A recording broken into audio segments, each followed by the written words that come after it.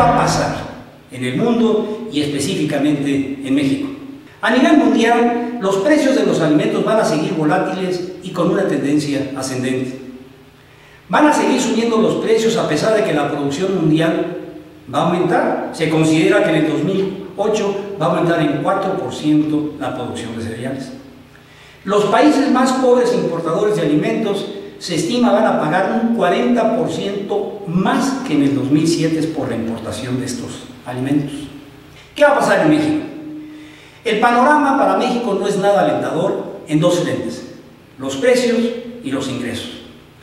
En cuanto a los precios, las presiones inflacionarias van a continuar por varios años, afectando los combustibles, el maíz, el trigo y el arroz, y otros alimentos como la carne, el pollo, los lácteos y los productos sustitutos. Háganse a la idea que vamos a tener que pagar más por el pan, la tortilla y el arroz.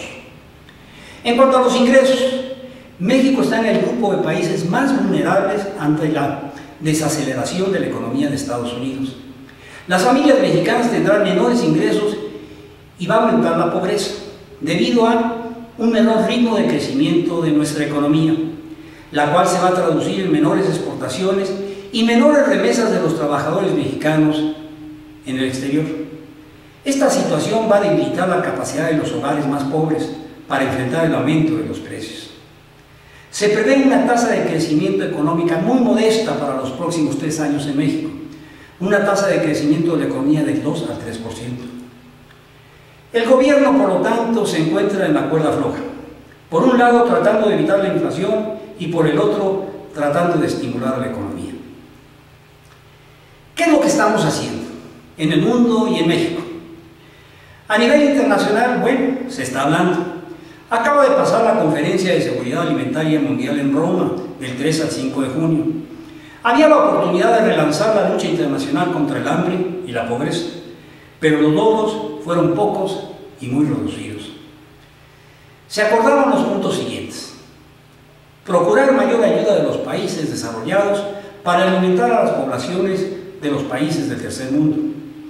Los altos precios dejan pocos recursos para el desarrollo, de tal manera que Arabia Saudita donó 1.2 mil millones de dólares para este fin.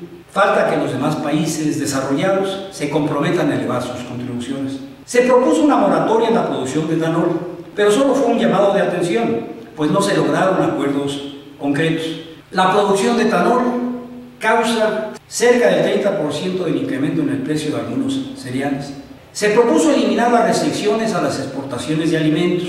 Esto reduciría en 30% los precios. Se propuso un incremento en la productividad agrícola a largo plazo, aumentando la producción en 50% para el 2030, revirtiendo la tendencia de 30 años de disminución de la inversión en agricultura, aumentando la inversión anual de 15 a 20 mil millones de dólares y procurando detonar la segunda revolución verde. ¿Qué es lo que estamos haciendo en México? ¿Qué es lo que está haciendo el gobierno en México? El gobierno está consciente del desafío que tiene entre manos, por lo que ha llevado a cabo 3 medidas. La primera, eliminar todos los aranceles a la importación de granos, lo cual es una medida correcta, pero de bajo impacto, pues los aranceles ya de por sí están muy bajos. Segundo, compensar a las familias más pobres mediante transferencias monetarias, medida correcta, la cual va a beneficiar a 5.28 millones de familias, con 120 pesos adicionales a los 535 pesos mensuales que están actualmente recibiendo, beneficiando a 25.6 millones de mexicanos.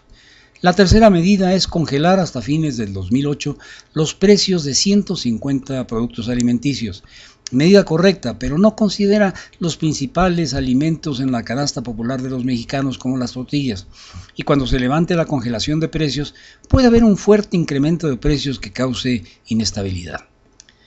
Pero estas 3 medidas son de corto plazo. Algo se tiene que empezar a hacer para mejorar nuestra capacidad productiva de alimentos a largo plazo. ¿Qué es lo que se tiene que hacer? A nivel internacional, se tienen que eliminar los subsidios agropecuarios en los países desarrollados. Se tienen que buscar acciones en conjunto. Las decisiones unilaterales en algo tan importante como la alimentación son muy costosas y potencialmente desastrosas. Los organismos internacionales tienen que empezar a considerar el muy largo plazo y los gobiernos de los países industrializados van a tener que empezar a respetar los acuerdos internacionales y a apoyar la labor de dichos organismos. A nivel nacional, tenemos que buscar la soberanía en alimentos. Es parte de una política de seguridad nacional. Requerimos planear para alcanzar la autosuficiencia. Hay que invertir más en agricultura, destinando más fondos públicos a la investigación y desarrollo, promoviendo la inversión extranjera en la producción de alimentos en territorio nacional. No hay que gastar divisas en la importación de alimentos, promoviendo más y mejores créditos de fomento agropecuario.